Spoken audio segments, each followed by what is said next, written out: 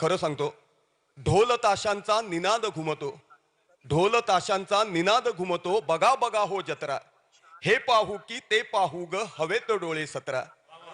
गणेश दर्शन रिद्धी सिद्धी सवे, नाचतो मयूर फेरा धरून, भटफुगडीचा थाट आगळा, थाट विनोदी संवादाचा, तळीत चन्ना बिलीमाऱ्याच्या फिरता सारी जत्रा, हे पाहू की ते पाहू ग हवेत डोळे सतरा.